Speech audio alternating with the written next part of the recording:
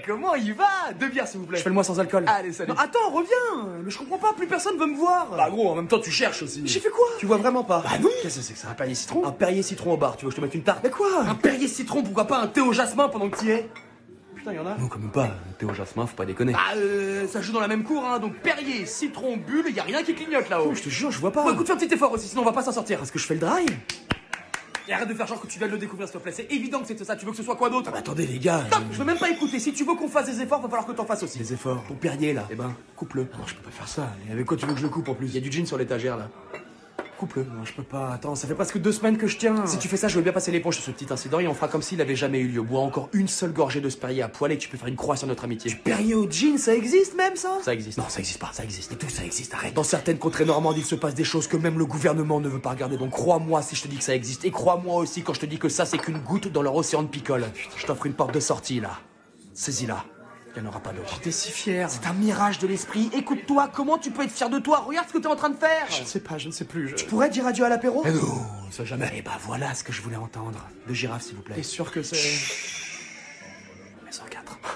Thibaut, désolé, j'ai pas pu valider tes congés. Ah non, mais on s'est pas compris, hein. Dans tous les cas, j'y vais. Non, justement, je viens de te dire que c'était pas possible parce que malheureusement. Non, attends, je t'arrête tout de suite. J'ai pris mes billets d'avion, j'ai réservé l'hôtel, donc je pars. Donc t'as pris tes billets d'avion et t'as réservé un hôtel sans savoir si tes congés allaient être validés? Non, mais pour moi, ils sont validés depuis le début. En fait, quand on pose des congés, bah ça y est, ils sont validés, tamponnés, validés, c'est bon. Mais C'est pas comme ça que ça marche. T'imagines bien que si tout le monde faisait comme ça. Oh, du coup, on fait comment? Bah tu vas devoir faire une annulation parce que je vais rien faire du tout. Je t'explique. Je pars et si vous me refusez mes vacances, et bah je démissionne. Je m'en bats les couilles. Ah ouais, carrément, y a pas de débat. Y a pas de débat. Moi, j'ai pris mes billets il y a longtemps. C'est vous qui cassez la tête là. Mais avant de prendre tes billets, tu penses pas que t'aurais dû attendre qu'on valide tes congés? Non, ça c'était avant. Ça c'est plus comme ça aujourd'hui. Comment ça, c'est plus comme ça? Aujourd'hui, si le patron il s'aligne pas, nous on se taille et t'inquiète pas qu'on trouvera autre chose à notre retour de vacances, y a pas de galère. Donc là tu nous quittes. Si vous faites les forceurs, ouais, moi y a pas moyen que j'annule mes vacances. Tu te rends compte dans quelle situation tu nous mets là? Eh franchement, ça fait 2 ans que je suis payé au SMIC donc ça sert à rien de jouer la carte de la victime avec moi. Tu sais que si tu démissionnes, t'as pas de chômage. T'inquiète pas pour moi, au pire je fais livreur, je m'en carre, mais y a pas moyen que j'annule mes vacances. OK, bah écoute, je pense que tu peux prendre tes affaires dès maintenant et partir du coup. Ah ouais, vous la jouez comme ça. C'est toi qui la joues comme ça, nous. Donc ici en fait, on met les employés à genoux quand ils veulent partir en vacances. C'est quoi, il parle? OK, bah vas-y, c'est bon, je m'en bats les couilles. De toute façon, dans 2 semaines, je serai sur la plage en train de siroter un petit punch coco, je m'en bats les steaks. Et quand tu rentres, t'as plus de boulot. C'est bien. Bah ouais, c'est bien. Ouais. Bah, casse-toi du coup. Allez, vas-y, tarde plus.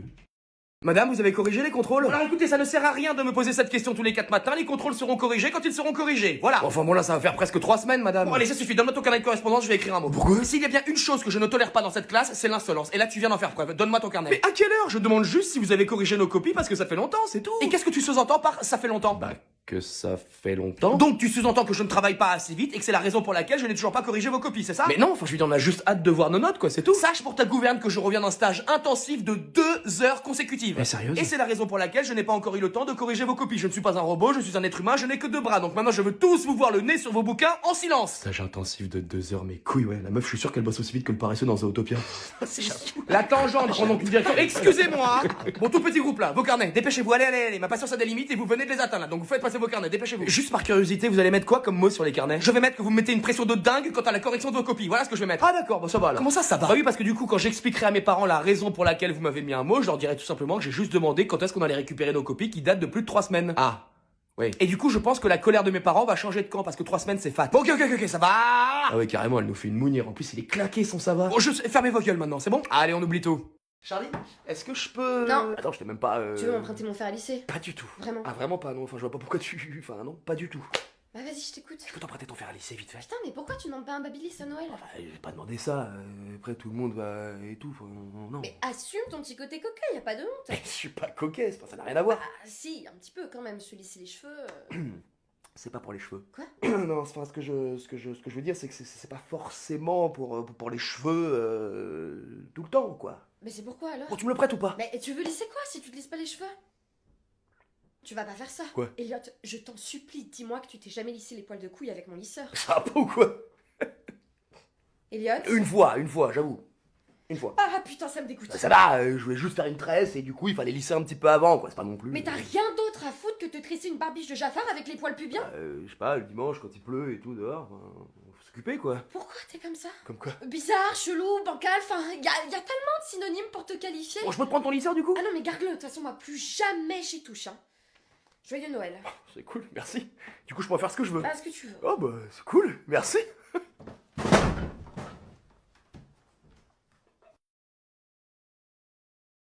Donc pour une vache malade, je dois flinguer tout mon troupeau. Voilà. Et je fais comment derrière pour vivre? Je m'achète des talons aiguilles, une mini-jupe et je vais au bois? C'est une option. Saloperie, hein. Et puis franchement, de vous à moi, votre avenir, c'est un petit peu le cadet de nos soucis. Vous vous rendez compte que sans nous, ce pays n'a rien à bouffer? Absolument, on en est conscient. Et elle me sourit en plus, cette connasse. Ah, la vie est belle. Je vais Non. Restons calmes. Pourquoi est-ce qu'on n'abat pas les bêtes qui sont malades et on vaccine le reste du troupeau? Ça évite de mettre tous les agriculteurs en PLS. On pourrait. Et donc pourquoi on le fait pas? Pas envie. Pas envie? Enfin, pas envie. Oui. Mais par mesure de précaution, on préfère flinguer tout le troupeau. Et donc mettre des centaines de familles à la rue, parce que c'est ça que ça veut dire, hein. Oui, bah écoutez, vous en remettrez, hein. Le but, c'est de stopper ce virus. Je suis entièrement d'accord, mais dans ce cas-là, pourquoi ne pas abattre uniquement les bêtes qui sont malades? On se répète, là, monsieur, ça tourne en rond, c'est du réchauffé, tout ça. Attendez quoi, je vous emmerde? Un petit peu, ouais. Pourquoi les agriculteurs dans ce pays, on est systématiquement considérés comme le PQ qui sert à torcher le cul de l'État? Parce que sans nous, il y a quand même rien à bouffer. Je sais pas, on a toujours fait comme ça. Disons qu'aujourd'hui, c'est un petit peu dans les mœurs, quoi. Ah, donc c'est assumé en plus. Totalement. Vous savez qu'on va tout bloquer avec les collègues, ça va chier pire qu'un laxatif après une bouffe mexicaine, vous êtes pas prêts? Des AirPods? D'accord, ma chérie, tu le rajoutes sur ta liste au Père Noël? Elle s'en bat les steaks. Ma chérie, je te laisse, je suis avec un pécor, là. D'accord, très bien, je t'embrasse. Et si on refuse d'abattre tout notre troupeau, il se passe quoi? Bah, on envoie les blindés, hein, comme on fait à chaque fois quand vous êtes pas d'accord. Liberté, égalité, fraternité, c'est ça? Oui, si vous voulez, même si effectivement, c'est vrai qu'aujourd'hui, ça ressemble plus à une blague qui rembarque qu'à une devise, mais bon. Ça entretient l'illusion, disons. Ok, les gars, vous pouvez reprendre la devanture du palais de justice avec de la merde. Oh non, putain, pas encore, ça va fouetter pendant un mois. C'est que le début, croyez-moi. C'est dingue! Quoi? Je t'entends pas. Bah attends 2 secondes. Tu me disais quoi? C'est une dinguerie ton application là, Electra, c'est ça? Oui, ça fait 4 fois que je te le dis, et oui, c'est plutôt ouf. Vas-y, brief-moi. En gros, si tu veux, Electra, c'est une application qui facilite la recharge des véhicules électriques grâce à un large réseau de bornes. Et l'abonnement Electra, il comprend 2 offres, Boost et Start. L'offre Start permet non seulement de se charger pour 29 centimes le kilowattheure, mais désormais, elle permet également de bénéficier de tarifs préférentiels sur le réseau de recharge partenaire. En plus, en 20 minutes, t'es chargé, ça c'est assez ouf. Oh, ok. Et donc après, t'as l'offre Boost qui te permet de te charger pour 49 centimes le kilowattheure sur ces réseaux et donc de profiter d'un tarif avantageux sur un maximum de stations. Donc attends, ça veut dire prix imbattable via l'abonnement. Ouais. Abonnement étendu à d'autres partenaires. Donc réseau ultra fiable et recharge en 20 minutes. Voilà. Dinguerie. Ah bah je t'avais dit, hein. Alors comme ça, c'est vous qui êtes assis à ma place? Voilà, dégaine, on a un champion là. Comment votre place? D'où votre place? C'est ma place ici. Ma femme est assise là, donc c'est normal que je sois assis à côté d'elle en fait. Vas-y, Ray, montre-lui. Ray? Vous vous appelez Ray? Ouais. Ray, genre comme la raie de mon cul? Ouais. Non, bah si, moi j'entends Ray, je fais le rapport au trou de balle. Excusez-moi, puis pardon, mais quand on voit votre dégaine, c'est un petit peu comme si vous laissiez des indices, quoi. Donc pour moi, le trou de balle, il est très présent là. Qu'est-ce qu'il dit là? Il se fout de ma gueule, non? Je sais pas, il a beaucoup parlé, mais je pense que ça se résume à te comparer à un trou de balle. Ah d'accord, ça va alors. Non. Bah non, Ray, non, ça va pas. Ouah, la confrérie des trous du cul, quoi. J'en avais jamais vu en couple. Ça se reproduit, ça? Mon mari est venu reprendre sa place car il doit être assis à côté de moi. Ouais, d'accord, ça a jamais été sa place, ni maintenant, ni jamais. Donc maintenant, vous allez gicler de ma vue où je dégaine le nunchaku. Bon, allez, ça suffit. Madame? Oui? Ah non, ça y est, démerdez-vous, vous m'avez saoulé. Bon, on va régler ça à l'ancienne. Ray, à toi de jouer. De quoi, pardon? Ouais, alors je pense que Ray a entamé l'apéro, là. Oh putain, ça déconne, Marcel Pantacourt requin, quoi. Ce mec-là, là, vraiment? Quoi, y a un problème? On a remarqué quand on vous voit, c'est logique, en fait. Il fait du karting et du laser game, non? Il est champion incontesté de laser game dans toute la région Poitou-Charentes et oui, il fait du karting tous les dimanches. Mon Dieu. Et l'amour de la bière, c'est arrivé quand? Parce qu'il entame sa 4ème, là, quand même. Bon, écoutez, j'en ai marre de discuter. Maintenant, vous allez vous lever et lui laisser votre place immédiatement. Vous croyez au miracle, vous, ça se voit? Oui, absolument. Ah bah faut oublier, hein. Jamais je bouge de ma place, c'est bon? Ça va les copines, on vous entend depuis la première classe là, c'est assez chiant. En plus, on est en mode massage donc c'est ambiance lounge. Ah putain, c'est pas vraiment qu'il y ait plus que lui. Mais qu'est-ce que tu fous là, Gargamel? Non, s'il vous plaît, dites rien, j'en peux plus d'être en écho, il y a du champagne ici. Attends, tu crois vraiment que t'es en position de demander un service alors que tu casses les couilles à tous les passagers depuis qu'on est parti? Non, parce que bon, on va pas se mentir, toi, dans la catégorie connasse géante, t'es quand même hors compète, non mais on peut le dire ça. Oui, on peut le dire, oui.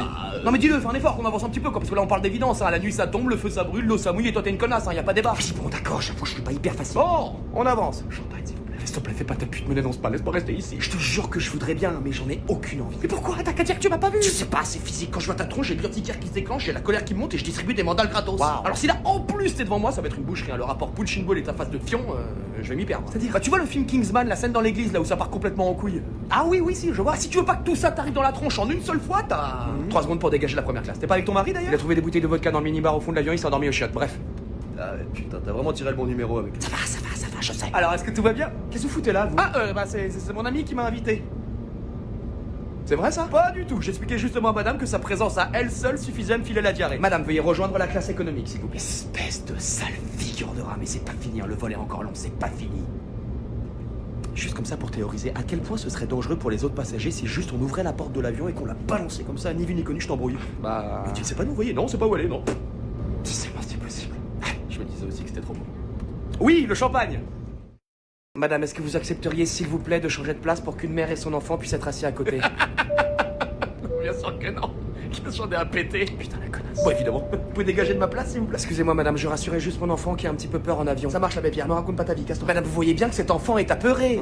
Et c'est à quel moment exactement que je dois faire comme si j'en avais quelque chose à foutre? Mais quelle pute. Bon, Mère Teresa, t'as 3 secondes pour lever tes miches de ma place avant que ça parte en couille. Vous pouvez pas juste vous mettre à côté? Ah si, je pourrais. Mais je vais pas, vous avez aucun cœur, c'est pas possible, c'est un enfant. Pour moi, les enfants, c'est de la saloperie, c'est pour ça que j'en ai pas. Et puis, vous allez quand même pas commencer à me jouer ce couplet-là, là. Ça va aller, mon chéri, ça va aller. Oula, oui, par contre, il va falloir qu'il ferme sa gueule, le Minimoys, hein. Il m'a entendu? Ah, faut qu'il ferme sa gueule parce que sinon, moi, je découpille, hein, attention, hein. Je suis très sérieuse. C'est qui cette psychopathe? On pense que c'est le résultat parfait de la fusion entre Dolores Sombrage et Stéphane Plaza, mais il y a d'autres théories. Vous savez très bien ce que je veux. Bon, laissez-moi aller voir ça avec le pilote, il y a que lui qui peut prendre cette décision, maintenant. Enfin, la première classe. Ah, il bat votre moment, c'est dégueulasse. C'est bon, j'ai vu avec le pilote, tout est arrangé. Il s'excuse platement pour la gêne occasionnée, c'est la moindre des choses. Mais surtout, il s'excuse profondément de vous avoir fait vous asseoir à côté de personnes aussi, disons, immondes. Ah bah enfin, quelqu'un qui me comprend. Il vous propose donc de vous installer en première classe. Alléluia. Je vous invite donc à me suivre si vous le voulez bien. J'arrive tout de suite. Madame, vous pouvez arrêter de répondre à la place de ces jeunes gens, s'il vous plaît? Quoi? Le pilote vous propose également, si vous le souhaitez, de visiter le cockpit. Oh, t'entends ça? Merci beaucoup, madame. Mais c'est normal. Oh putain de merde, la salope. Tout va bien là-dedans? Je peux t'inviter à dégager peut-être, non? Merci. Et où là? C'est Guantanamo dans le fiac là, c'est ça mon titi? Pire que ça, bon, tu peux me laisser s'il te plaît? Premier passage aux toilettes après les fêtes, c'est ça? Putain, mais c'est pas possible. Le Père Noël est en train de passer par la cheminée, c'est ça? Il veut sa liberté, tu peux me le dire, tu sais, tu peux me le dire. On va vraiment parler de ça maintenant? Ah, ouf. Bah ça m'en a tout l'air, hein. Il y a du fébraise, rassure-moi. Putain, mais il va vraiment pas se casser. Pas celui à la violette, hein, ça pue la violette. Moi je préfère celui à l'amande douce, qu'est-ce que t'en penses toi? Sérieux, casse-toi, je te jure, casse-toi maintenant. Il est comment le fiac là? On est sur du boursin ou t'as encore de la marge? Tu t'entends parler, sérieux? Donc on appelle ça de la solidarité entre collègues. Ouais, bah moi j'appelle ça de la casse-couillitude profonde, dégage. Je veux pas te presser, mais on a une réunion dans 5 minutes, donc tu penses que t'auras fini ta livraison chez Willy Wonka? C'est pas possible, tu vas continuer à me parler comme ça encore longtemps? On est sur quelle couleur là exactement? Parce qu'en fonction de la couleur, ça peut jouer un rôle déterminant. Au point où j'en suis là, ça doit être fluorescent carrément. Sérieux? Casse-toi vraiment maintenant, casse-toi. Si tu chies de la merde fluorescente, je te le dis tout de suite, mon titi, on est riche, on vend ça sur le dark. Casse-toi, bordel. Alors, je voudrais pas t'alarmer, mais je te rappelle qu'on est dans des tout petits bureaux et l'odeur commence à se répandre. Arrête. Pour être tout à fait honnête, ça pique carrément les yeux ton histoire là, mais bon, je voulais préserver une sorte de mystère autour de... Comment? L'odeur? Ouais, c'est lui, ouais, c'est une cata. Tu parles à qui là? À Nadia. Oh non, putain, c'est pas vrai. T'inquiète, elle sait pas que c'est toi. Bah si, tu vas lui dire. Ah ouais, elle sait carrément que c'est toi. Putain, mec, y'a plus de papier. Bon, la réunion commence, Coco, hein. Y'a plus de PQ. Oh, t'es là? Oh putain, mais c'est quoi ce cauchemar?